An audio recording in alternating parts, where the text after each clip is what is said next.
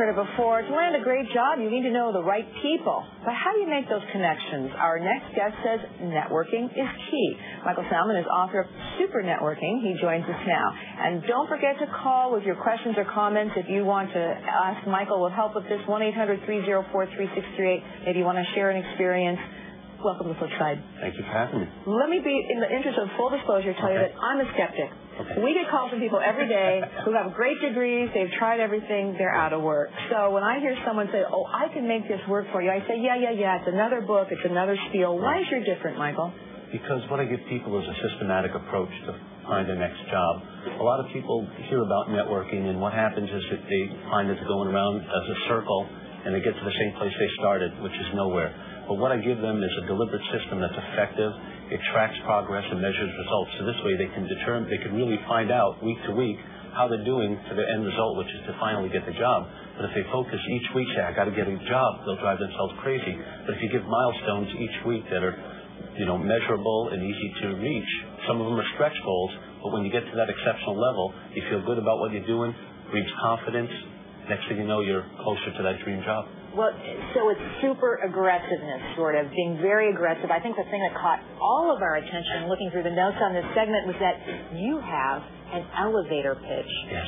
So you see an employer, a potential target in the elevator. Michael, you say, hey, go after them. How do you do that? That's so embarrassing. I don't know if I could pull that off.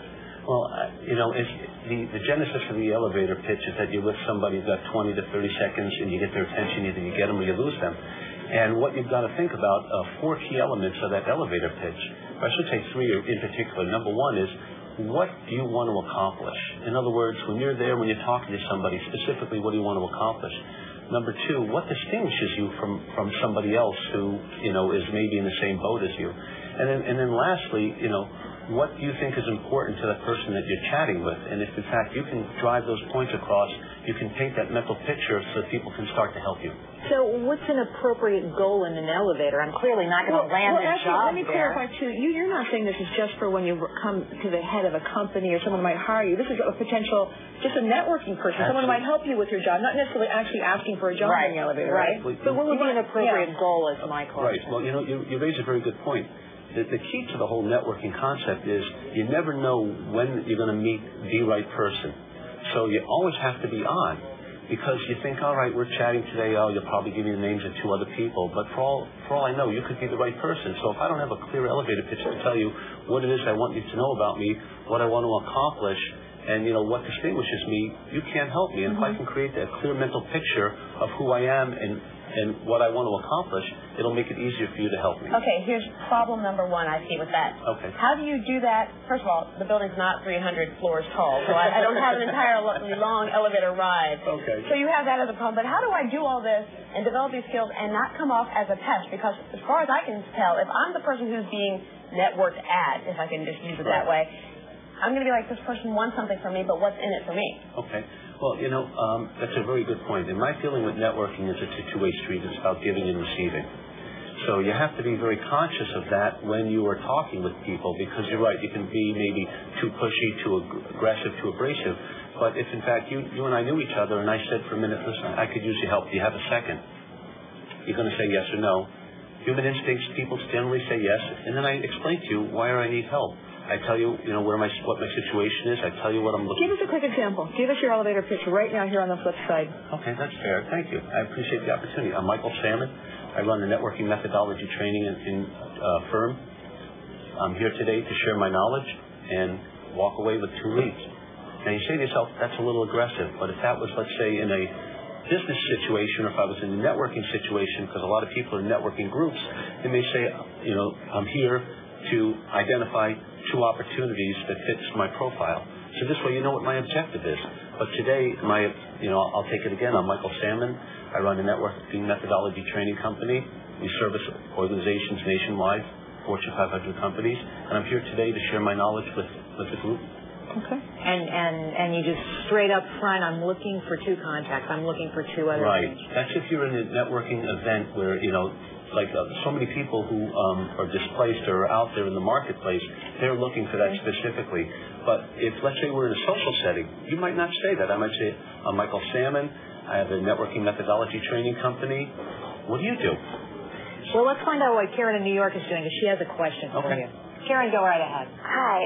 I have a question. Like, I tend to be a very quiet, reserved person, and I tend to, work with a lot of people who are more outgoing, aggressive. And I'm wondering, how do I make myself unique and known to them when my personality is vastly different from theirs?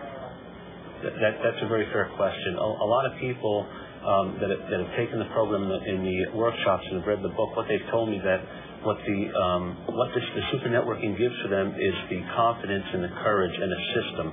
I think what you're talking about, and Karen, please correct me if I'm wrong, that if you had a system and you were shown how to do it and you practiced it enough, you could get a little more comfortable, because when you read some of the sample elevator pitches that are in some of the chapters, you might say, I can do this. And if you practice it.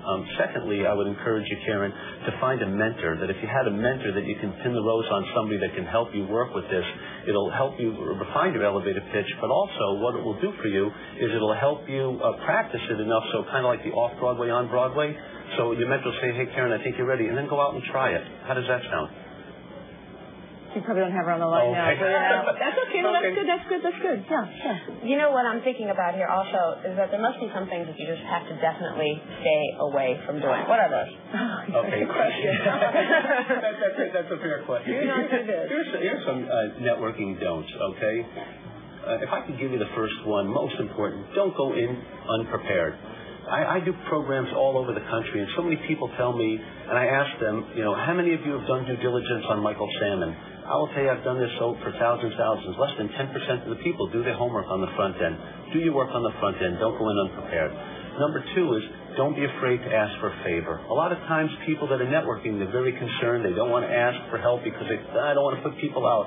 All of a sudden they're starting to sound negative and defensive and apologetic. You don't have to do that. Chip O'Neill, I don't know if you remember, but he lost his first election. And he went to his father and says, I don't understand. How did I do it? I was the best guy for the job. And his father asked him, did you ask people for their vote? And he said, no. He said, remember, people like to be asked and people like to be thanked. He said, don't be afraid to ask people for a favor. And then lastly, don't let people off the hook. So many times people say, I'm going to call that person for you. And so you say, all right, I don't want to put them out, so I'll wait till they call me back. They can't do that. I would say, Kathy, can you call that person at 2 o'clock tomorrow, and maybe I can call you back at 4 and let me know, and then maybe I can call that person on Friday? It's a yes or no. And this way I kind of didn't let you off the hook because you made a commitment. I get you to move the process forward. I probably would have said, when do you think you'd call that person? Do you think you could call them in the next couple of days? Can I call up by Friday and see if you had a chance to do it? I'd probably soften it just a little bit. You know what? It's a stylistic thing. Yeah. Basically, what I'm trying to do is give people some techniques that work, and they have to apply that with the personality to make it their own. Because if they take everything I said literally, maybe it wouldn't work for them, and it could come across a little too tough. But you also have to be unafraid to hear no. That's what I hear in your whole message. Yes. You have to be willing and open enough to hear the words no come back to you. Very good point. See, my feeling with the networking, as I tell people, is you're going to have to peel the onion. I refer to it. And when I mean peel the onion, is you're going to have to get through many layers to get to the core, which is the right person that can help you. But along the way, you're developing a tremendous network of contacts of people that can help you for all endeavors in your life. And I feel that you're going to hear no, because that's the way it goes. But when somebody says no, you can say, well, if you can't help me, do you know somebody else that could? And next thing you know, they're giving you somebody else. And then going back to what I said initially, that could be the one. So you never know. But you have to be prepared for that. And that's just, that's life. You know? Life is what happens in between your plants. When you're cultivating these connections, I've seen this a ton of times when I used to hire.